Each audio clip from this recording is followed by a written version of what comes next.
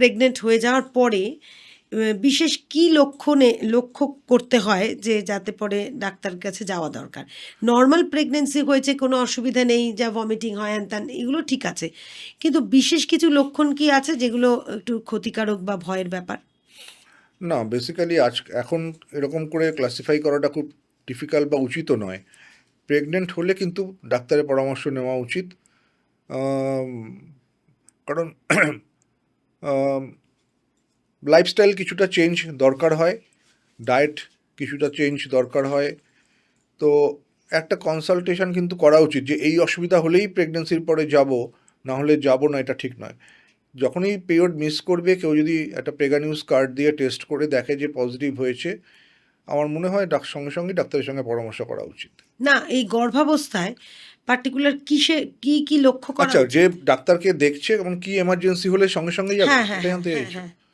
না, সেটা ডিপেন্ড করছে যে কোন ট্রাইমেস্টার, মানে কোন ফেজে রয়েছে প্রেগনেন্সির। আমরা সাধারণত প্রেগনেন্সিকে 3টে ভাগে ভাগ করি: ফার্স্ট ট্রাইমেস্টার প্রথম 3 মাস, সেকেন্ড ট্রাইমেস্টার দ্বিতীয় 3 মাস, আর লাস্ট ট্রাইমেস্টার বা থার্ড ট্রাইমেস্টার। তো ফার্স্ট ট্রাইমেস্টারের মেন কমপ্লিকেশন হচ্ছে ব্লিডিং আর সিভিয়ার পেন। কারণ দুটো জিনিসকে আমরা ভয় পাই ফার্স্ট ট্রাইমেস্টারকে, সেটা হচ্ছে একটোপিক প্রেগনেন্সি আর অ্যাবর্শন, স্পন্টেনিয়াস অ্যাবর্শন। তো ব্লিডিং যদি শুরু হয়, যে কোনো ব্লিডিং ইন ফার্স্ট ট্রাইমেস্টার, আমাকে প্রথমেই বাদ দিতে হবে যেটা কোনো অ্যাবর্শন প্রসেস চালু হলো কিনা, মানে বেবির প্রেগনেন্সিটা ডিস্টার্বড কিনা। কারণ ব্লিডিং হওয়ার মানেই হচ্ছে বেবি যখন প্রথম ডেভেলপ করে তখন মায়ের থেকে যে বাচ্চা তো পুরোটাই মায়ের রক্তের উপরেই নির্ভর করে, সে নাড়িটা দিয়ে রক্তটা আসে। তো প্ল্যাসেন্টা বলে বা ফুল, যেটা নাড়ির একটা প্রান্তে ফুল থাকে, যেটা ইউট্রাসের গায়ে সেটাই লেগে থাকে, সেটা মায়ের ইউট্রাস থেকে ব্লাড নিয়ে সেটা ছাঁকনির কাজ করে, ছেঁকে বাচ্চার শরীরে যায়। যখনই কোনো ব্লিডিং হচ্ছে, মানে সেই ছাঁকনিটা, মানে প্ল্যাসেন্টাটা সেপারেট করছে। এবার সেপারেট করছে বলেই দুটো জায়গার মাঝখান থেকে ব্লিডিং হচ্ছে, এবং সেটা যদি বেশি হয়ে যায় তাহলে বাচ্চাটার ব্লাড সাপ্লাই যদি কমেই যায় তাহলে আবার নষ্ট হয়ে যাবে। তো any type of bleeding is emergency, সঙ্গে সঙ্গে ডাক্তারের সঙ্গে পরামর্শ করতে হবে। আর 2 নম্বর হচ্ছে একটোপিক প্রেগনেন্সি, যেটাকে আমরা সবচেয়ে বেশি ভয় পাই, the most severe emergency in obstetrics. সেটা হচ্ছে প্রেগনেন্সিটা ইউট্রাসের মধ্যে না এসে ফ্যালোপিয়ান টিউবে এসছে, ও, ইউট্রাসের বাইরে এসছে, সেটাই সবচেয়ে কমন। এবং যেহেতু ফ্যালোপিয়ান টিউবটা খুব সরু একটা অর্গান, খুবই সরু, সূক্ষ্মাতি সূক্ষ্ম একটা ছুঁচো ওর জাস্ট ঢুকবে হয়তো ক্যাভিটিতে। যখন প্রেগনেন্সিটা বড় হয়, 6 সপ্তাহ মতন হয়ে যায়, ওর সাইজ একটু বড় হয়, 20 মিলিমিটার 22 মিলিমিটার সাইজ হয়ে গেল প্রেগনেন্সিটার, তখন ওটা বাস্ট করে যেতে পারে। ওহো, তো আগে থেকেই সিমটম হয় যে ব্যথা ব্যথা পেইন ব্যথা হয়। ব্যথা। হ্যাঁ, শুধু সব ব্যথাকে নেগলেক্ট করলে হবে না। সেরকম হলে, যদি প্রেগনেন্সিতে ব্যথা সেরকম হয়, তাহলে সঙ্গে সঙ্গে দেখে নেওয়া উচিত যে একটু এই প্রেগনেন্সির কোনো চান্স আছে কিনা। এই দুটো হচ্ছে এমার্জেন্সি ফর ফার্স্ট ট্রাইমেস্টার। যদি কারো বেশি ব্যথা এবং ব্লিডিং। ব্লিডিং, বমি হওয়া, খেতে না পারা, মাথা ঘোরা, এসব তো মোটামুটি কমন। কমন হ্যাঁ। হয়, এবং সেগুলো ডাক্তাররা বলেও দেয় যে হলে কি কি করবে, কিছুটা হলে কমেও যায়। তো কিন্তু এই দুটো হচ্ছে মোস্ট সিভিয়ার এমার্জেন্সি। তাহলে প্রেগনেন্সি এলে সেই মায়ের মানে মোটামুটি কি করা উচিত বা উচিত নয় বলে আপনি মানে বলে থাকেন? প্রেগনেন্সি এলে অবশ্যই আমরা কিছু গাইডেন্স তো দিয়ে দিই, যেটা বলছিলাম যে প্রি প্রেগনেন্সি কাউন্সিলিংয়ের সময়ও বলে দিই, জাস্ট প্রেগনেন্সি এলেও বলে দিই। তার মধ্যে 1 নম্বর হচ্ছে খাওয়ার হ্যাবিট চেঞ্জ করতে হয়। আমরা বিরিয়ানি খেতে গেলাম, 1 প্যাকেট বিরিয়ানি খেয়ে নিলাম। প্রেগনেন্সিতে কিন্তু বেসিক্যালি প্রোজেস্টেরন হরমোন জন্য একটু ডাইজেশনে প্রবলেম হয়, ডিলেড ডাইজেশন হয়, মানে ডিলেড গাট মোটিলিটিটা স্লো হয়ে যায় বলে ডাইজেশন করতে সময় লাগে। তো সেই জন্য নর্ম হচ্ছে অল্প অল্প করে খাও, বারবার খাও। যদি আমরা 4টে মেজর মিল খাই, ওরা 6টা 7টা মিল খাবে, কিন্তু পরিমাণে অল্প খাবে।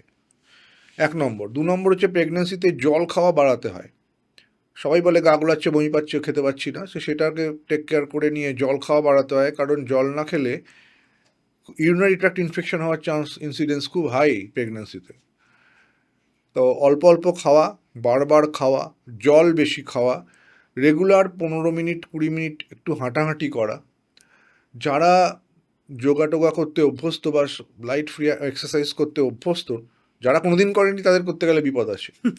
যারা অভ্যস্ত তাদের একটু একটু করে যাওয়া, বিশেষ করে মাটিতে বাবু হয়ে বসা, পেরিনিয়াম স্ট্রেচ করা, মানে পেরিনিয়াম মানে হচ্ছে আমাদের কি বলে বাংলায় আমি যে বলতে পারবো না, বাবু হয়ে বসা, উবু হয়ে বসা, বজ্রাসনে বসা, মানে আমাদের লোয়ার পার্ট অফ বডিটাকে স্ট্রেচ রাখা, তাতে ওর Stretching করা। প্রেগনেন্সি রিলেটেড পেনসগুলো কম হবে। আমি বলছি না যে তাতে নর্মাল ডেলিভারি ইনসিডেন্স বাড়বে, অবশ্যই বাড়ে, কিন্তু নর্মাল ডেলিভারি তো এখন হ্যাঁ, মানে অনেক অনেক পরের রকম ব্যাপার আছে, পরে হ্যাঁ। হ্যাঁ আলোচনা করা যাবে। হ্যাঁ, তো বেসিক কিছু এক্সারসাইজ, রেগুলার হাঁটা, খাওয়া দাওয়া নিয়মিত করা, অল্প অল্প খাওয়া, জল বেশি খাওয়া, খুব বেশি বাইরের খাবার না খাওয়া। তার কারণ হচ্ছে যদি পেট খারাপ বা অন্য কিছু হয়, ফার্স্ট ট্রাইমেস্টারে আমরা ওষুধ দিতে চাই না চট করে, হুম, তো একটু সাবধানে খাওয়া দাওয়া করা, এই নিয়মগুলো মানা উচিত। আরেকটা জিনিস মানা উচিত বলে আমার নিজের ধারণা, সেটা হচ্ছে অনেকের ব্রাশ করা করে জিভ পরিষ্কার করার খুব হ্যাবিট থাকে, যারা জিভ ছোলে বলে, বাংলা কথায় বলে জিভ জিভ ছোলে। ছোলা, হ্যাঁ। জিভ ছুলতে গেলে না খুব এই যে নসিয়াটা হয় একটা ওয়াক ওয়াক করে দেখবে অনেকে, এই নসিয়াটা কিন্তু ডে লং থেকে যেতে পারে, বা যাদের নসিয়া অলরেডি হচ্ছে সেটা বেড়ে যেতে পারে জিভ তো ছুললে। জিভ ছুললে। তো জিভ ছোলাটাকে অ্যাভয়েড করতে পারলে ভালো, বা যে বেলার দিকে করা ভালো। কিছু খেয়ে। হ্যাঁ, কিছু খেয়ে, খালি পেটে ঘুম থেকে উঠেই ভালো করে দাঁত ব্রাশ করে জিভ ছুললে ওই বমি যে শুরু হলে একবার ওই সারাদিন ধরে চলতে থাকবে। আচ্ছা। তো এরকম কিছু কিছু হ্যাবিট আমরা যার যেরকম এক্সপিরিয়েন্স সেরকমভাবে হেল্প করা হয়, কিন্তু ডায়েট সময় মতন করা, বারবার করা, অল্প অল্প করা, লাইট এক্সারসাইজ করা, জল বেশি খাওয়া, এইটুকু অবশ্যই করা উচিত। এই নয় যে সারাক্ষণ শুয়ে থাকতে হবে, হ্যাঁ, মানে normal life, normal life lead করা। মানে আজকাল তো সবাই ওয়ার্কিং বেশিরভাগই, তারা তো চাকরি বাকরি করছে, এবং আমার মায়েরাও চাকরি করেছেন প্রেগনেন্সির সময়, তাতে কোনো অসুবিধা হয়নি, মানে নর্মাল লাইফই তো লিড কেন করেছে। অসুবিধা হবে? আমরা মানুষ নয়, একটা উপরের স্তরের জীব। হুম। আমাদের থেকে যারা নিচের স্তরের জীব, তারা তো কেউ রেস্ট নেয় না, সেই।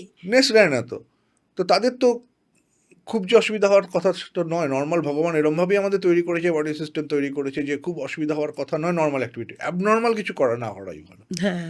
অ্যাবনর্মাল এক্সারসাইজ যদি কেউ করে থাকে, যে ম্যারাথনার, সে ম্যারাথন দৌড়চ্ছে প্রেগনেন্সি নিয়ে, বোধহয় সেটা ঠিক হবে না। আচ্ছা। যার যে ওয়েট লিফটিং করে তার হয়তো বেশি ওয়েট তোলাটা ঠিক হবে না। যে খুব বেশি জার্নি করে, বিশেষ করে আহ, খুব খারাপ রাস্তায় রিক্সা চলে যাচ্ছে বা এই ধরনের খুব ঝাঁকানি হচ্ছে, সেগুলোকে অ্যাভয়েড করা উচিত। আচ্ছা, আদারওয়াইজ নর্মাল অ্যাক্টিভিটিতে কোনো রকম কোনো রেস্ট্রিকশন খাওয়া উচিত না, আনলেস হিস্ট্রি অফ ব্লিডিং বা অন্য কিছু এরকম কিছু হলো, যারা অ্যাবর্শন হতে যাচ্ছে বা রেকারেন্ট অ্যাবর্শনের হিস্ট্রি আছে, হ্যাঁ, আগে বা দুটো বাচ্চা তিনটে অনেকেরই বাচ্চা নষ্ট হয়ে মানে গেছে। রেস্টে থাকতেই বলা হয় যে হ্যাঁ, যদি কারো এরকম হিস্ট্রি থাকে যে তিনটে বাচ্চা নষ্ট হয়ে গেছে, Miscarriage কারণ আছে। খুঁজে পাওয়া যাচ্ছে না ইত্যাদি ইত্যাদি, তখন হ্যাঁ। তাকে বলা হয় যে তুমি রেস্টে থাকো, কারণ আর তো কিছু উপায় নেই, হ্যাঁ, হ্যাঁ। খুঁজে পাওয়া যাচ্ছে না কিছু।